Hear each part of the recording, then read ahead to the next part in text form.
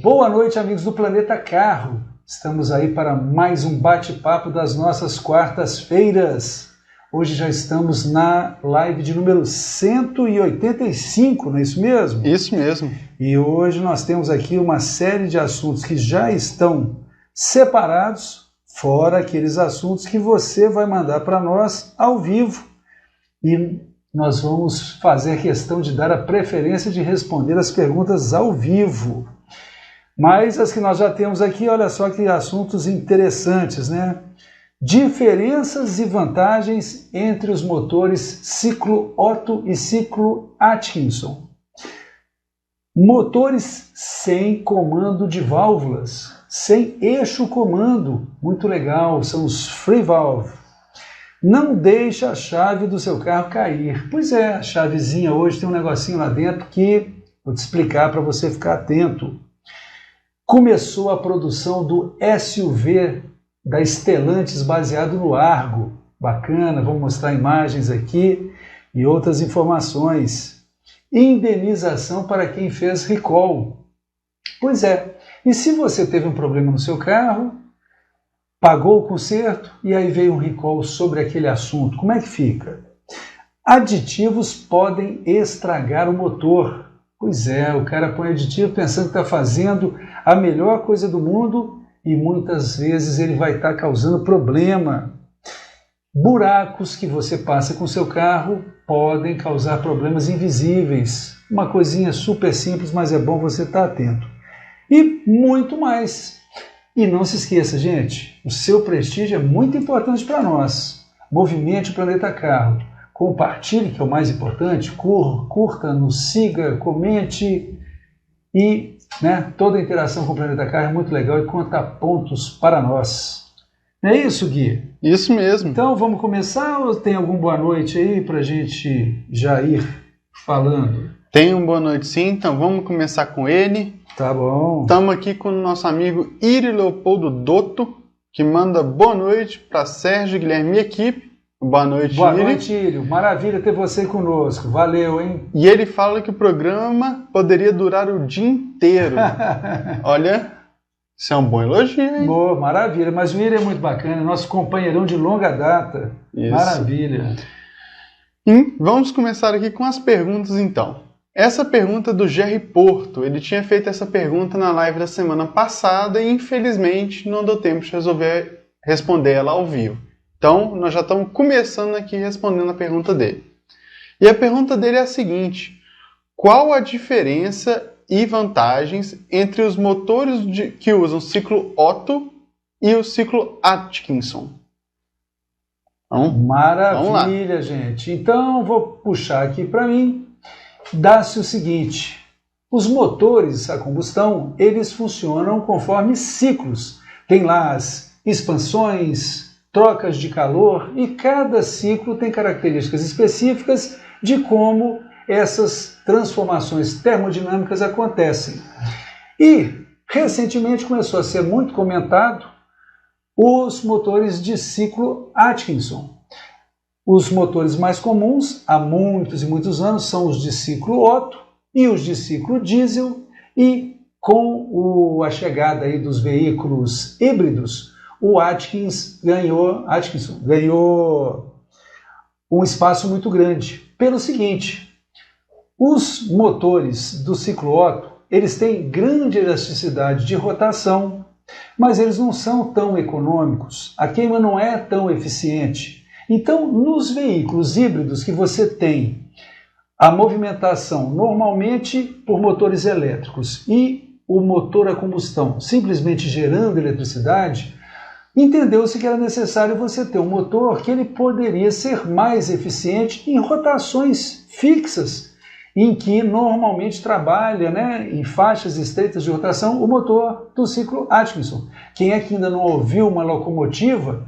A locomotiva não faz barulho acelerando, reduzindo, igual um carro. Normalmente uma locomotiva diesel, o motor fica numa mesma rotação e aí a tração do veículo é por motores elétricos. Bom, então já falei sobre as vantagens, O Atkinson ganha na economia e na eficiência da queima, né? Até emite menos poluentes, ele é mais limpo um pouquinho, mas ele produz menos potência. E o ciclo Otto produz mais potência pela mesma cilindrada e ele é mais elástico, mas não é tão econômico. Vou fazer um desenhozinho para explicar o grande detalhe do ciclo Atkinson, é que o tempo de compressão da mistura é bem menor do que o tempo de expansão dos gases. Então, depois da queima, quando os gases estão fazendo força, estão fornecendo trabalho, o Atkinson, o pistão tem um curso grande, o eixo girabrequim, né, o eixo virabrequim roda muitos graus em relação ao tanto de giro que existe na compressão. Ele tem uma compressão curtinha e uma expansão grande, quer dizer, aproveita toda a queima, porque no ciclo Otto, quando termina a fase de expansão, você ainda tem pressão residual que poderia virar trabalho, mas não vira porque no ciclo Otto, pistão chegou lá embaixo, abre a válvula de descarga. Chegou lá em cima na compressão, acontece a queima e a admissão começa quando o pistão começa a descer. Então, eu vou pôr um desenho aqui, porque ficar falando isso não é tão fácil de entender. Vou colocar um videozinho aqui, olha. Então, tá vendo aí, ó, olha só, a expansão dos gases, que é em vermelho, tem um deslocamento grande, e a aspiração, né, a compressão dos gases tem um curso pequeno, que está em azul. Então, vamos colocar de novo aqui. Olha, ó, a compressão é curtinha, a expansão é grandona. A compressão aconteceu agora é curtinha, a expansão é grandona. A compressão vai acontecer agora e a expansão é grandona. Então, quando foi inventado lá pelo senhor Atkinson, que desenvolveu essa tecnologia, ele bolou um motor que tinha mecanicamente cursos diferentes para a compressão e para a expansão dos gases. E aí, o que acontece? Descobriu-se depois que tinham formas mais fáceis de fazer do que essa biela segmentada que o Atkinson inventou. Então, começaram a fazer testes do eixo virabrequim fora de centro, quer dizer, se a compressão acontece na subida, né, o motor girando nesse sentido, se o eixo ficar mais para a direita, né, no desenho que eu estou fazendo, direita para mim, esquerda para você, então, com o eixo virabrequim deslocado, você vai ter uma compressão curtinha e uma expansão grande. E depois disso, descobriu-se o seguinte, se você alterar só o momento de abertura e fechamento das válvulas, dá praticamente na mesma. Então você hoje tem, através dos comandos com o timing variável, você tem condição de fazer a admissão, a abertura da válvula de admissão, do jeito que você quiser, por muito mais tempo do que a de exaustão. Vou colocar um outro videozinho aqui, ó. Então olha só, no motor Otto, está sendo feita a aspiração, a válvula de admissão está aberta, chegou no ciclo Otto, vai fechar a válvula de admissão e veja que no Atkinson a válvula de admissão continua aberta por mais tempo. Com isso, você vai aliviar o trabalho de compressão, porque enquanto a válvula de admissão está aberta, você ainda não tem contrapressão, e também vai voltar um pouco de gases aquecidos que estava lá no cilindro para a admissão, e na próxima vez que houver uma aspiração, esses gases voltam junto com ar fresco. Isso tudo garante aí essas vantagens e desvantagens das quais eu falei. Tá bom, gente? E só repetindo, os motores modernos, você pode, através de comandos eletrônicos, fazer ele trabalhar em qualquer um desses ciclos sem problema. Ok? Então, volta a câmera aqui para mim. Mandar um abraço para o nosso amigo Welson Rodrigues. Boa noite, Welson. Um abraço para você. Que também manda aqui para a gente uma boa noite, um abraço dele. Então, obrigado, Welson. Maravilha. E continuemos. Dessa vez nós temos uma pergunta do Emerson Farias. A pergunta é a seguinte: como funcionam os modernos motores sem comando de válvula? Pois é, gente. A engenharia automotiva descobriu que Os comandos normalmente utilizados, comandos de válvulas, normalmente utilizados nos motores, não são tão eficientes. Quem já viu o comando, você tem um eixo com um ressalto que se chama camis, ou came, né? Que você, na hora que o eixo gira, esse ressalto empurra a válvula para baixo, ela abre. Só que, quando esse eixo está girando, a válvula abre um pouquinho, depois mais um pouquinho, depois mais um pouquinho, aí ela está toda aberta, fica pouquíssimo tempo pouco aberta, e aí já começa a fechar. E isso não é o ideal. Entenderam que o ideal é o seguinte, na hora de abrir, que ela abrisse tudo de uma vez. Na hora de fechar, que fechasse tudo de uma vez.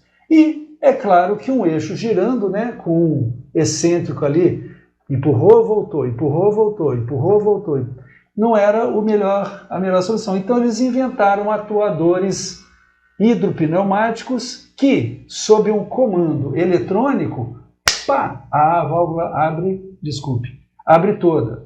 Soltou, ela volta toda. Então você consegue regular facilmente os tempos e até mesmo a elevação, né, a amplitude da abertura. Mais uma vez trouxe aqui um desenhozinho para vocês, um videozinho, que eu vou ter que achar. Vamos ver onde é que ele está aqui. Então aí está, né? Esse é o motor do Koenigsegg. Olha só, os atuadores que fazem a abertura das válvulas são esses tubinhos ali embaixo, e aí em cima você tem o sistema que controla, né? O sistema hidropneumático que garante que tudo funcione direitinho. Então esses atuadores vão empurrar a válvula para baixo e você vê que ela vai, ou abre ou não abre, no tranco, né? Ela abre 100%, tem até uma curva aí, olha. Veja como os tempos de abertura e fechamentos, e em vermelho e em verde das válvulas de admissão e descarga, os tempos são instantâneos, praticamente instantâneos. A coisa acontece muito rápido. Então, gente, essa é a vantagem. E você vê que, por exemplo, esse motor, que eu peguei essa ilustração, como eu disse, do Koenigsegg, ele tem 3 cilindros, é um motor 2.0 e produz apenas a mixaria de 600 cavalos. Claro que ele é sobrealimentado, né? Ele é um biturbo, mas 600 cavalos para um motor 2.0 é muita coisa. E grande parte, a principal explicação de todo esse vigor é justamente as válvulas que abrem instantaneamente, desculpe de novo, instantaneamente e fecha instantaneamente. Então você não perde aquele tempo, daquela preguiça, da válvula vai abrindo devagarzinho, fica por um tempo praticamente nulo, totalmente aberto e já começa a fechar, porque é uma, né? Então é isso aí, gente. Espero que tenha sido fácil de entender isso. Então, vamos continuar aqui. Dessa vez nós temos uma participação ao vivo do Alex da Silva dos Santos. Grande, sempre tem boas perguntas, você se entende bastante. Perguntas muito bem elaboradas. Ele primeiramente manda boa noite para mim, para o Sérgio e para a equipe. Então, boa noite, Alex. E a pergunta dele é a seguinte: por que algumas montadoras de veículo não recomendam, ou às vezes até dispensam, a troca do óleo do câmbio automático, transmissão automática, sendo que as fabricantes dessas transmissões recomendam o contrário, ou seja, a troca do óleo? É possível entrar com recurso na justiça caso a transmissão automática estrague devido à não troca do óleo? Interessante, Alex. Só que aí tem uma pegadinha. Os manuais, eventualmente, não falam que o óleo tem que ser trocado com tal quilometragem, mas os manuais falam que o óleo tem que ser inspecionado, está lá o xizinho, né? A cada tantos mil quilômetros, a cada quantidade de tempo transcorrido. Alguns manuais até falam na troca do óleo, especificamente. E é aí que está a questão. Não se pode, já houve casos de tentarem a ação, os 2 casos a pessoa perdeu, porque o fabricante argumentou que estava explícito no manual que o óleo precisava de ser inspecionado. E nessa inspeção é que se define a necessidade de troca ou não. Normalmente, o óleo ele vai tendo contaminação que você percebe numa inspeção e então é definida a necessidade de troca. Então essa pegadinha que já gerou muita discussão, ela na verdade é bem simples. Mesmo que não exista uma especificação para a troca do óleo, existe uma especificação para inspeção. E aí tem que ser feita a inspeção, sobretudo aquela questão de coloração, né? Quando começa a haver desgaste dos componentes internos, a cor do óleo muda, e mediante aí uma coloração inadequada, fora do especificado, aí é necessário fazer a troca e tudo funciona bem. Fica aí essa questão de acho que deveria ser especificado no manual, ainda que haja a previsão de inspeção, deveria especificar um prazo máximo para troca, ficaria tudo mais fácil, mas não tem como processar, pelo menos o entendimento, né, as sentenças que eu já vi, as duas, elas foram no sentido de que se havia inspeção, a pessoa faria a troca quando necessário, ok? Então, vamos continuar aqui. Dessa vez temos um boa noite do nosso amigo Jerry Porto. Jerry Porto, acho que ele fez uma pergunta aí da semana Jerry, passada. você tinha feito a pergunta na semana passada sobre o esquema lá de ciclo Otto, ciclo Atkinson, e aí não tinha dado tempo de responder, mas a gente começou essa live já respondendo ela, mostramos alguns vídeos, e aí se você não pegou isso, depois você assiste a gravação da live ou assiste uma das dicas curtas durante a semana para você pegar a resposta da sua pergunta aí, e espero que ela responda o que você queria saber. Maravilha. Temos também a participação do nosso amigo de longa data, Luiz Gustavo. Opa, esse é o número 1, se não me engano.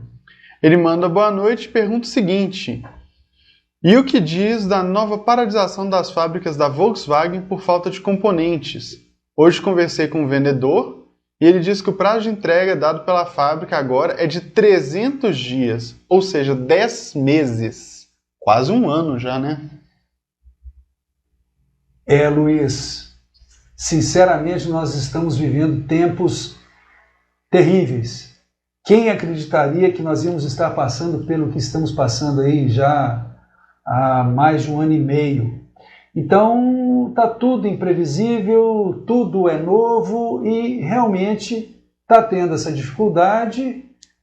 E não é só nos veículos, né? Tudo que você vai conversar hoje, você vai num serviço público, eles falam, mas nós estamos trabalhando com parte do pessoal, então o habite-se não tem previsão. Aí você vai no bombeiro, não, nós não estamos esclarecendo dúvidas porque não tem jeito. E por aí afora, tanta coisa não está funcionando e, da mesma forma, a gente está tendo problema com o fornecimento de componentes.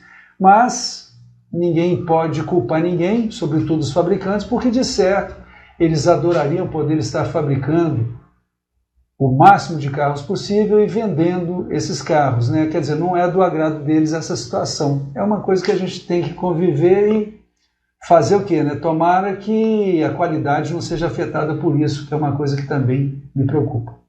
Valeu, amigo. Obrigado. Vamos continuar aqui. Dessa vez a mensagem é do IOP-MBR ou LOP-MBR. Eu nunca sei se é um L minúsculo ou um I maiúsculo. Deve ser um I maiúsculo, alguma coisa assim. Ele é de Otávio, no Rio de Janeiro. Ele manda boa noite e pergunta: você acha que vale a pena comprar uma Mesa acima de 100 mil quilômetros? Uma Mercedes? Coloca só Mesa. Ah, com certeza... Deve ser Mercedes. Mercedes, imagino que seja Mercedes. Olha, eu acho que não vale a pena.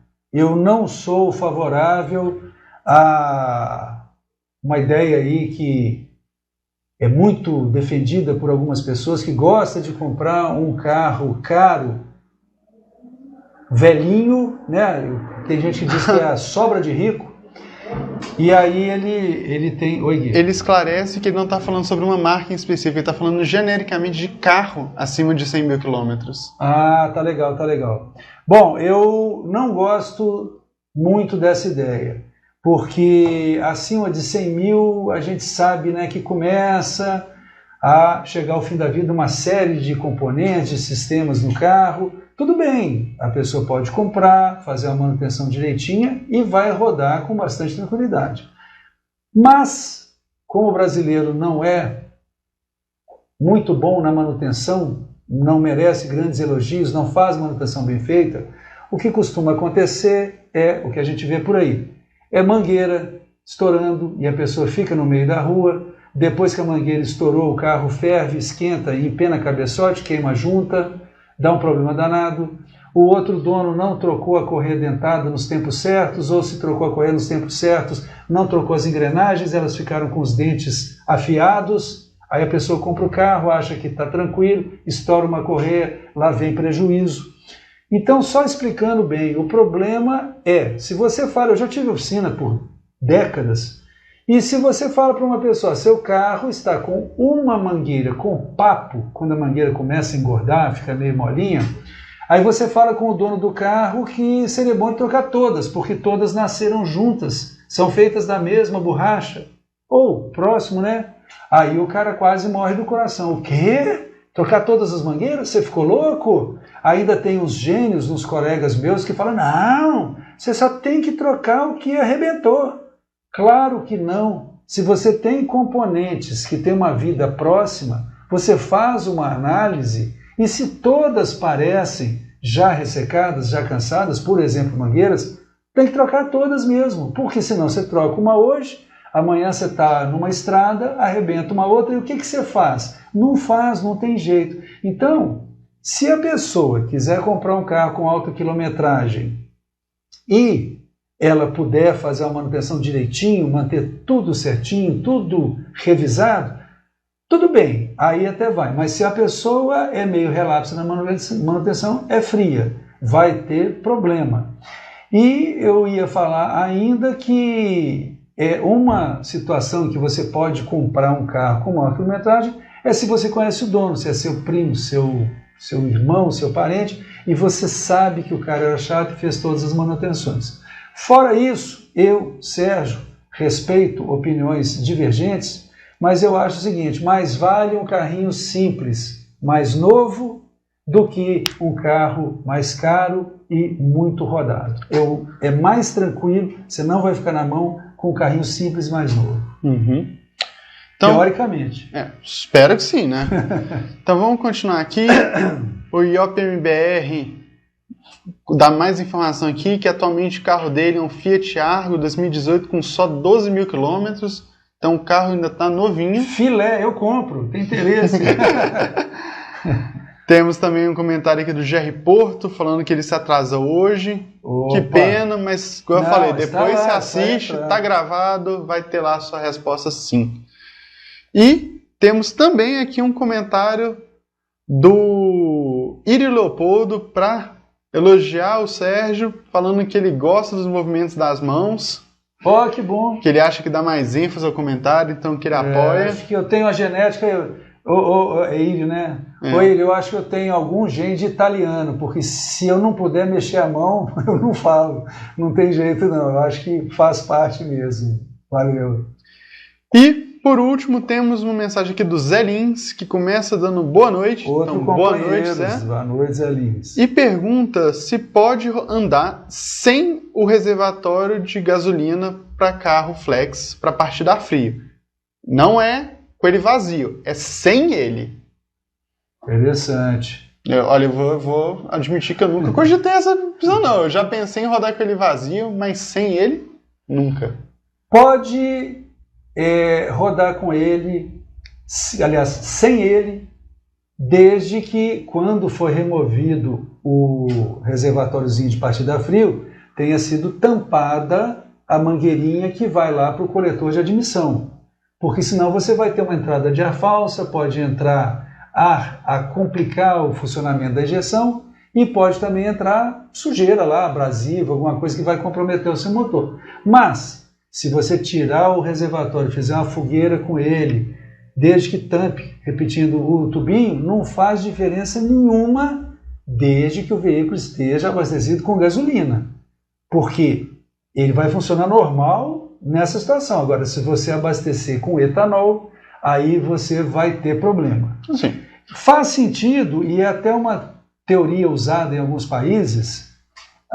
Muita gente defende, eu não fiz o teste, mas muita gente defende que se você colocar no mínimo 25% de gasolina, você pode até ficar sem o tanquinho porque ele não fará falta. Mas eu não testei, não fui a fundo nisso. O que eu te garanto é que com gasolina, fica à vontade, pode rodar e esquecer que existe o tanquinho. Uhum. Eu imagino também que essa medida aí de 25% varie bastante com o clima, né? Um lugar em que a temperatura está 15 graus não vai ser a mesma percentual que um lugar que está 5 ou 0.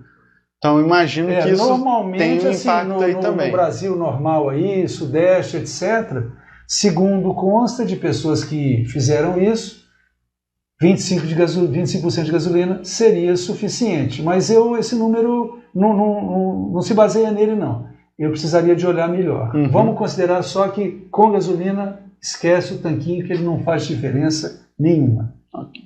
Então, continuando, por que a gente não fala do Pulse? Se é que essa é a pronúncia correta. Ah, é Pulse? Pulse. Tá errado aí. Versão SUV do Argo. Pois é, Gui, exatamente. O pessoal deve ter ouvido falar aí, né, que a fábrica da Fiat, agora uma das fábricas da Stellantis, em Betim, fez agora, recentemente, 45 anos de idade. E, por uma coincidência ou uma forçadinha de barra, começou a ser fabricado o SUV da Fiat, o Pulse, montado em cima da plataforma do Argo. Um carro muito bacaninha, que eu acho que vem para dar trabalho aí para a concorrência, muito bonito, e ele tem a previsão de início de vendas, estou achando um pouco otimista, mas seria para agosto, setembro, agora de 2021. Deixa eu mostrar para vocês umas imagens aqui.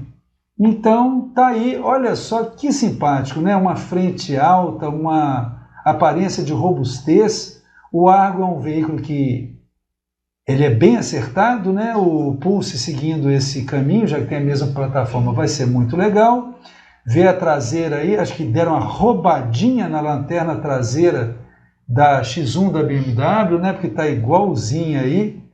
E, por último, você já tem até uma imagem dele sendo fabricado lá nas linhas da fábrica de Betim. Então é isso aí, gente. Vamos esperar mais um pouquinho que ele deve estar na praça. Tá legal? Continuando aqui, dessa vez nós temos uma participação do Antônio Humberto Pereira. O grande perito em engenharia. Ele começa mandando uma boa noite. Boa noite, Antônio. Boa noite. E ele pergunta se já tiveram casos de incêndio em veículos em que o incêndio foi causado pela bateria.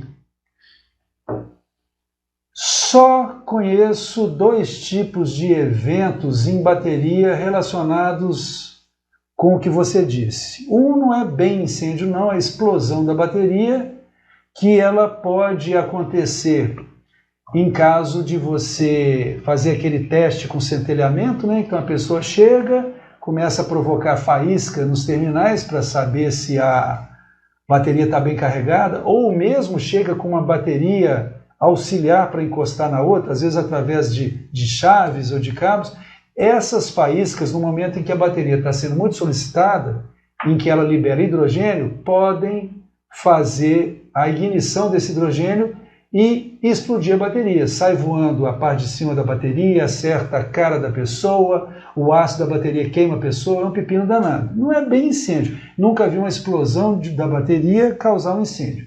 E incêndio causado pela bateria especificamente, eu só vi em caso de acidente. Às vezes há uma deformação da carroceria e aí elementos metálicos entram em contato ali com os polos e aí isso pode gerar um superaquecimento de algum material fonoabsorvente, pega fogo mesmo, e você também pode ter que a colisão curte-circuite ali, alguma coisa, os fios que saem da bateria, alguma coisa assim, e aí você pode ter um incêndio. Agora, a bateria do nada pegar fogo, não tem jeito. Eu nunca vi e não vejo como isso pode acontecer. Legal?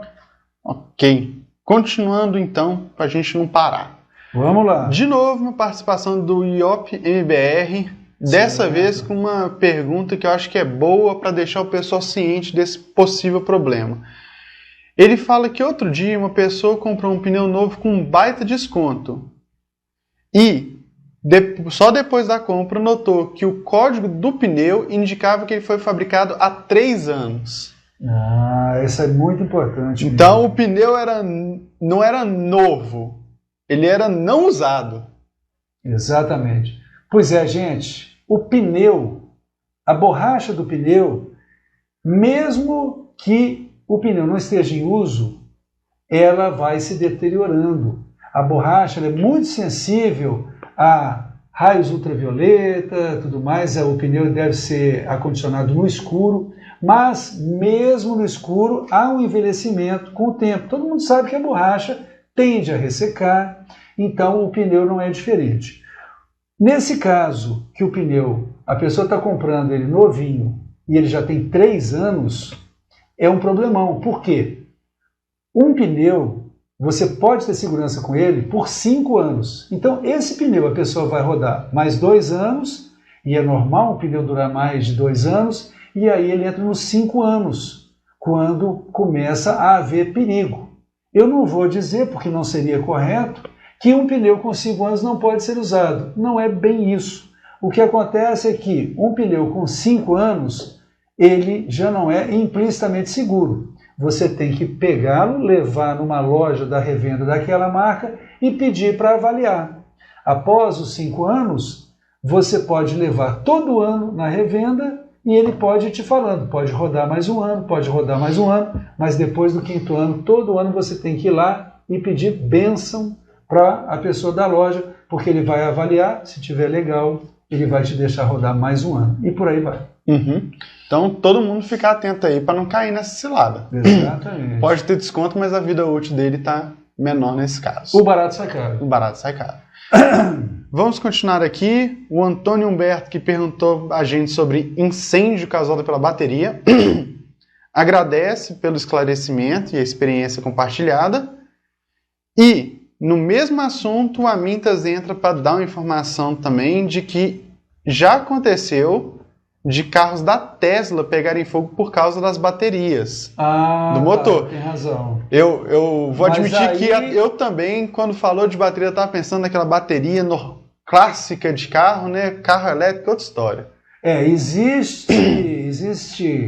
Existem casos de veículos elétricos em que a bateria explode do nada. Com o veículo estacionado, né? Há um processo de degradação que ele começa devagarzinho, a pessoa estaciona o carro, geralmente começa a sair uma fumacinha, começa um sopro debaixo do carro e aí vem a explosão seguida de incêndio. Mas, quando o Antônio Beto falou sobre bateria, eu pensei naquela bateria normalzinha lá, de chumbo ácido, que é a mais comum dos veículos com motor a combustão. Quando o veículo é elétrico, as baterias são de outro tipo, né? Elas são parecidas com as baterias de celular, não tem nada a ver com a bateria dos veículos de motor a combustão, e essas outras, assim como o celular já aconteceu de explodir, pegar fogo no bolso da pessoa, na cabeceira, na cama, no ouvido, os carros elétricos, eles padecem aí desse mesmo problema. Caso clássico do Galaxy Note 7, que foi descontinuado, teve 2 ou 3 recall dele, até hoje você não pode entrar em avião com ele no bolso. Então, exemplo aí de bateria que pode dar problema sim. E as baterias de carro elétrico são as mesmas, né? Mesma tecnologia. Dos telefones. O pessoal ainda está tentando inventar tecnologia nova, mas não chegou lá. Verdade. Vamos continuar aqui com mais perguntas. Dessa vez uma pergunta do Marcelo Rocha. Ele pergunta aqui: se sair um recall para o meu carro referente a um defeito que eu já havia arrumado na oficina, tenho direito à devolução do valor gasto na oficina? Pois é, gente, dando uma passadinha rápida nessa questão aí, todo mundo fala recall, mas nem todo o conserto de um vício de fabricação é recall. Na verdade, chama-se recall aquela campanha que a fábrica, né, mediante um termo de ajustamento de conduta, junto aos PROCONs, né, aos órgãos aí de defesa do consumidor, ela se compromete, né, então ela faz uma campanha, chama as pessoas, mas de defeitos que comprometem, colocam em risco a segurança dos usuários dos veículos. segurança ou a saúde. Então, um vício de fabricação que compromete, né, segurança ou saúde é chamado recall e tem regras muito duras. Agora, se o veículo tiver um problema que não envolve segurança e saúde, aí as montadoras podem fazer outro tipo de reparação, né, de campanha, às vezes mediante termo de ajustamento com os órgãos de defesa do consumidor, às vezes sem ajustamento nenhum, mas aí são as campanhas de oficina ou os chamados técnicos. Então, se a fábrica entender que há um problema que vai agravar aquilo ali, vai ficar até mais caro para ela, ela faz um chamado técnico, não é recall, manda carta para os proprietários para eles levarem os carros nas concessionárias para arrumar aquilo ali. Agora, se o defeito é simples, não traz consequência ou agravamento, muitas vezes as fábricas, eu nem acho isso muito certo, elas fazem as campanhas de oficina, que aí é o seguinte, o dia que você for lá com o seu carro para uma revisão ou para o que for, eles olham lá no chassi e consertam o que tiver que consertar. Agora, seja qualquer um deles, se você tem um problema de um vício, um problema embutido, né, um defeito oculto lá dentro do seu carro, pode ter se manifestado ou não, mas iniciou-se com o vício de fabricação, você tem direito de ser ressarcido, no caso da pergunta, caso você tenha feito a reparação daquilo, você achou que era um defeito normal, consertou, gastou dinheiro e depois veio uma campanha, um chamado técnico, um recall, e aí você pode ir atrás do fabricante e falar, olha, eu quero receber de volta o meu valor. Espera-se que vai haver um acordo a esse respeito, se não houver, certamente a justiça espera-se o entendimento de que a pessoa tem direito do ressarcimento, porque se ela passou a arrumar o carro de todo mundo, é uma coisa complicada, né? Se houve um termo de ajustamento, tem que ver se isso está no termo ou não, mas é uma briga boa, né? É um direito bastante firme, né? Bastante, quase pode-se dizer certo, mas a pessoa deve ter o dinheiro de volta. Eu já vi alguns casos práticos disso, de assuntos que eu trabalhei com o perito, que foram principalmente casos de colisão. Me lembro de um que foi recente, né? A pessoa teve uma colisão porque faltou o freio. E aí a pessoa, pô, que chato, né? Como é que eu dei uma bobeira dessa? Como é que eu bati? Eu tinha espaço, por que eu não freiei? Um pouco depois que a pessoa já tinha consertado o veículo e tudo mais, ela viu uma campanha de oficina, acho que não foi recall, já não me lembro direito, em que os veículos estavam furando o tubo, né, de sucção do hidrovácuo, da cuíca do servo-freio. Então a pessoa falou assim, então foi isso que aconteceu comigo. Ela entendeu que realmente o freio, como ela suspeitava, não tinha funcionado bem, então quando entrou numa ação judicial e comprovou-se que a mangueira do servo-freio tinha problema, como descrito no recall. E no recall, na campanha selar, estava escrito que poderia afetar o freio. Então, essa pessoa, é claro, que teve direito, né, de ressarcimento de todos os prejuízos que teve. Uhum. Então, vamos lá para mais uma pergunta, dessa vez da Carla Dias. Maravilha. Ela pergunta se é verdade que os aditivos podem estragar o motor. Pois é, gente, isso daí é engraçado, né? Como é que pode uma coisa desse tipo? Mas é verdade. Primeiro, vamos citar que os fabricantes de veículos não recomendam que você coloque sequer gasolina aditivada ou aditivos. E pode parecer estranho, mas o fabricante ele não quer que eu trate com carinho o carro. O fabricante não recomenda. Os casos em que ele recomenda é quando os aditivos são produzidos sob os cuidados dele, sob o controle dele, com interferência dele. Mas isso já deu discussão de ser aí uma venda casada, você obrigar uma pessoa a usar um aditivo do fabricante do veículo. Então, os fabricantes, a maioria, não tem recomendado, porque eles não sabem do que os aditivos são feitos, qual é a composição. Então, eu fabrico um carro, falo, põe a gasolina aditivada. E amanhã eles resolvem que o aditivo vai ser à base de cianureto ou de alguma coisa violenta, né? Então, eles não recomendam para você não ter problema, né?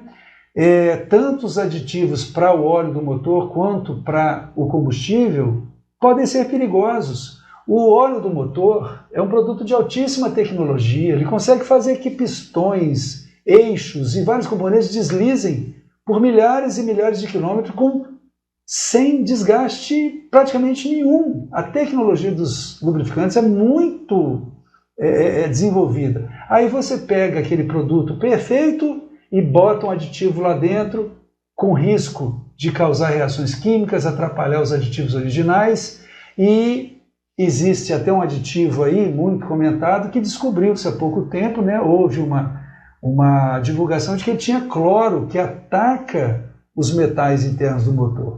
E os aditivos de combustível também. Tanto eu vou colocar para vocês verem, que alguns anos atrás, a NGK, fabricante de velas de ignição, ela fez um estudo, tá aí, depois se você quiser, você olha nesse endereço aqui, vou pôr maiorzinho, você pode ver esse estudo que a NGK, um fabricante japonês de velas de ignição, fez, em que ele percebeu que estava havendo uma grande deposição de óxido de ferro ali próximo aos eletrodos da vela, naquele isolamento de porcelana. E isso é um pepino, porque essa deposição do óxido de ferro na porcelana torna a porcelana parcialmente condutora, semicondutora, no sentido assim de uma condução parcial.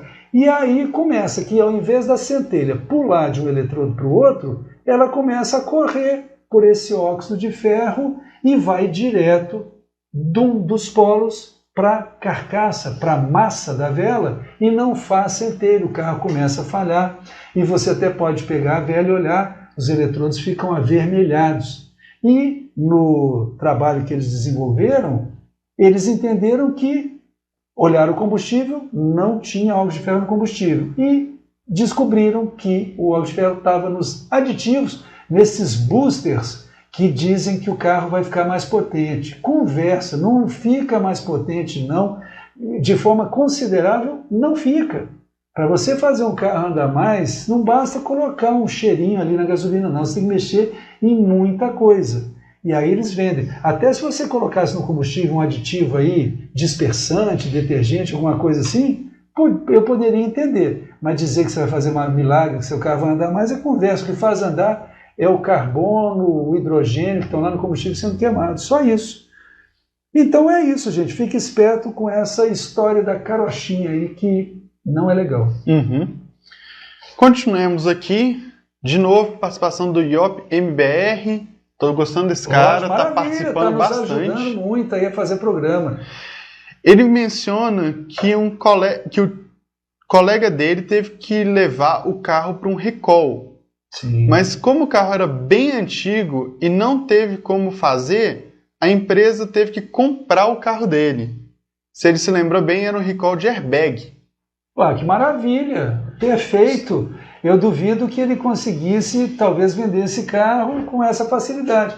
Mas e vocês sabem, né, meus amigos? Recall não caduca, recall não tem prazo, recall é para sempre. Até o dia que você levar o carro lá, eles têm que fazer o recall. Se bem que agora você sabe, né? Você tem 1 ano para levar o carro. No primeiro ano do chamamento do recall, tá tudo bem. Mas se você não levar no primeiro ano, quando for licenciar para o outro ano, vai vir um documento que o veículo não fez recall, tudo mais, e daí para frente começa a ter uma série de restrições. Então tem que fazer, não só pela segurança, né? Tem problema de airbag aí, que envolve quase todas as marcas de carro, todas as mais comerciais, e ele pode explodir na cara da pessoa com gravidade enorme. O Iop MBR clarifica que sim. O amigo dele ficou bem feliz. Maravilha. Temos também uma do Michael Koch. Espero ter pronunciado seu nome corretamente. Ele Koch, não? Koch. K-O-C-H. Eu acho que é Koch mesmo. Ou então, não sei. Depois você corrige a gente aí nos comentários. Ele pergunta sobre qual a sua opinião com relação a condicionadores de metal como Militech.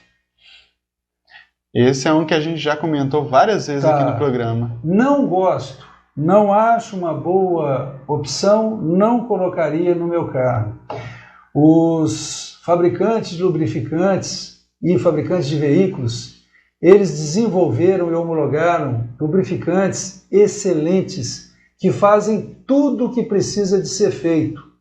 Você colocar um aditivo desse no lubrificante do seu carro, além de correr o risco de haver uma reação química entre os aditivos que são originais do óleo e os aditivos que você colocou, é grande. E uma outra coisa que precisa de ser dita, o lubrificante do motor, ele, como eu disse, né, já faz tudo o que precisa, e você colocar alguma coisa a mais ali dentro é mais ou menos igual, você já almoçou, está mais satisfeito e come a mais porque, eu vou comer a mais para ficar mais forte. Você não vai ficar mais forte, você vai engordar, você vai ter colesterol, você vai ter problema de saúde.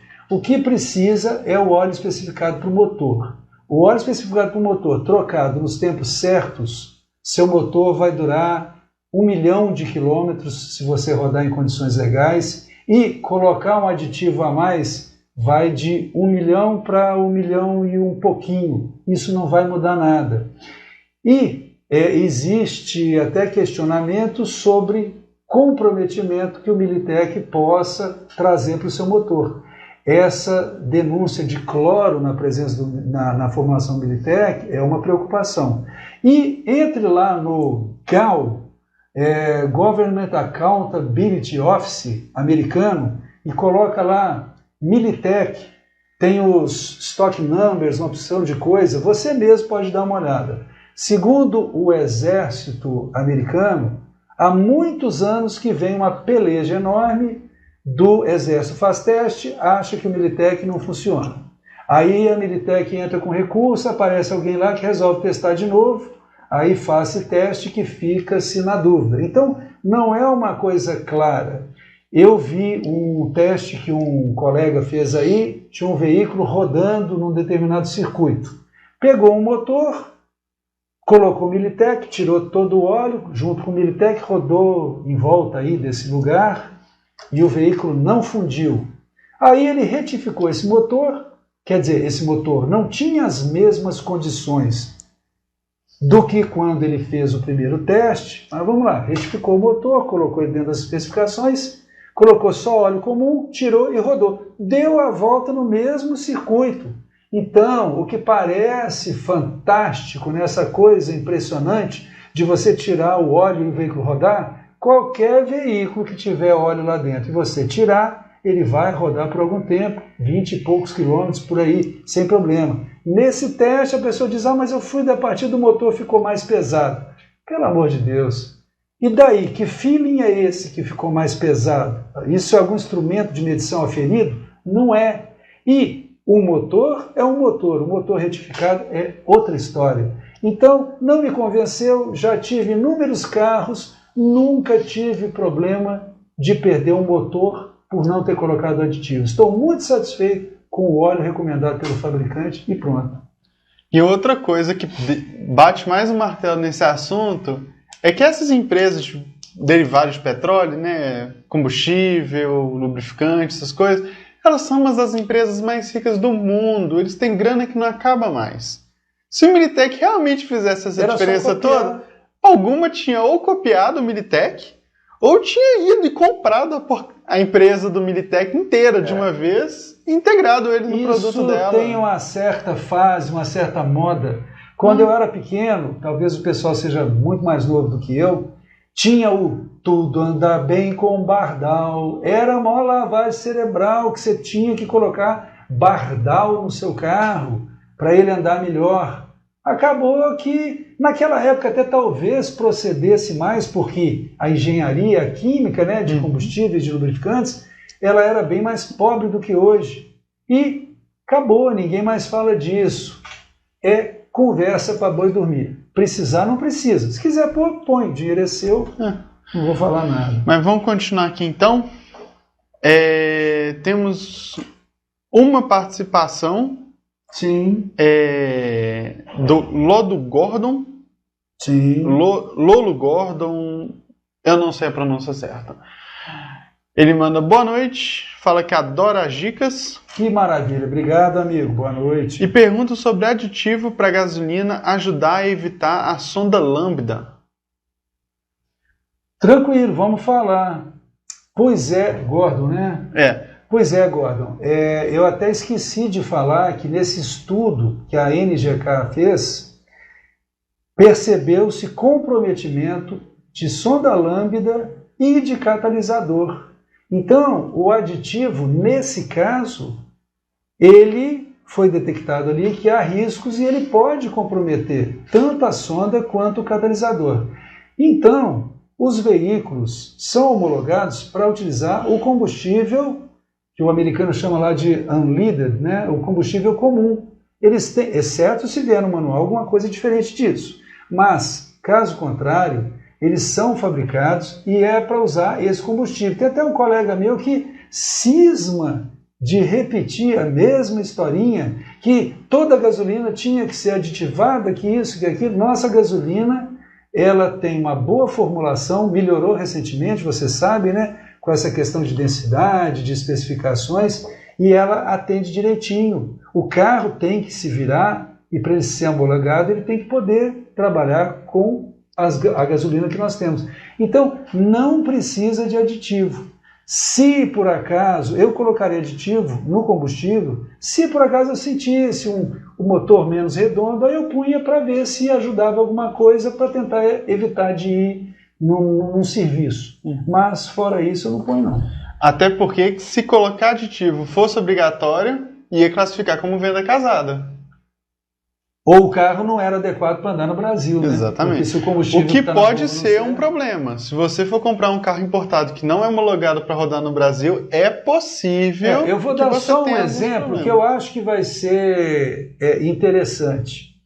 Eu tenho um Palio, ele é 2002, ele foi de opção de dinheiro da família, foi quebrando galho para um, para outro, sei lá, e hoje eu tenho rodado nesse carro frequentemente. E o que acontece é o seguinte, ele nunca viu, ele não sabe o que é aditivo, ele só viu gasolina comum. E tem o quê? 2002 tem quantos anos? Quase 20. Pois é, quase 20 anos. E ele anda perfeitamente. A completar 20. Não falha, não tosse, não espirra, não acontece nada. E ele, acho que se falar perto dele em aditivo, ele deve até assustar, porque não sabe o que é. Deve achar que é vacina, alguma coisa. Mas eu volto a dizer, o fabricante, se precisasse, ele escrevia no manual. Está cheio de engenheiro, eu já trabalhei em fábrica de veículo, engenheiro de montador ganha super bem. Eles ganham super bem para inventar coisa lá. Se precisasse, eles diriam. Então, não é o caso, né? Continuando aqui, Gordon clarificou que ele estava se referindo à troca da sonda lambda, mas eu acho que a gente já respondeu muito bem. Você até comentou que naquele estudo foi detectada danificação da sonda lambda. Sim, então, se ele vai fazer alguma coisa em relação à troca, é aumentar a frequência da troca. Então, não é bom, não. Aumentar a frequência da troca da sonda lambda? Da sonda lambda. Ter que trocar mais a sonda lambda, já que danifica, né? É perigoso de ter que trocar mesmo, porque se houver impregnação nos materiais que você tem lá, né, você tem uma geração iônica de tensão, se começar a juntar óxido de ferro lá dentro, bagunça tudo, né? Bagunça tudo. Nem o ultrassom não consegue tirar.